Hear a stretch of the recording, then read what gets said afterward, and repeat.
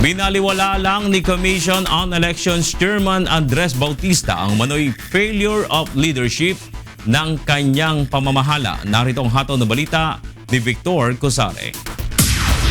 Magpupulong ngayong araw ang mga miyembro ng COMELEC on-bank upang resolbahin ang hindi pagkakaunawaan sa pagitan ni Chairman Andres Bautista at ng 6 na commissioners. Nais ni COMELEC Commissioner Rowena Guanzon na magkaroon ng executive session at sila na lamang ang mag-uusap upang maayos ang problema.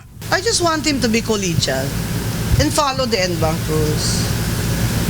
And, respect the independence of the commissioners. If we don't vote according to what he wants, he should not take it personally. There's no room for the faint-hearted in the Commission on Elections. Gusto ko na yung mga meeting are conducted in a professional manner. At sabi ko nga, dapat mayroong respeto at kortesiya sa isa't isa. At kung kami man ay hindi nagkakasundo, hindi dapat nagkakaroon ng binubulyawan o sinisigawan. Una nang sinabi ng 6 na commissioners sa pamamagitan ng isang memorandum na bigo si Bautista na pamunuan ng maayos ang komisyon dahil sa iba't ibang dahilan. Kabilang dito ang delayed na pagbabayad ng honoraria sa mga guro, hindi agad pagpirma sa mga desisyon sa kaso at ang pagpapasa sa ibang commissioners ng trabahong dapat ay ginagampanan ng chairman. Subalit itinanggi ni Bautista ang mga paratang at nanindigan na hindi siya magbibitiw sa pwesto. Ang bawat naninibig sa pamahalaan ay dapat hindi balansibuyas. Dapat tanggapin na ang batikos ay kasama sa trabaho.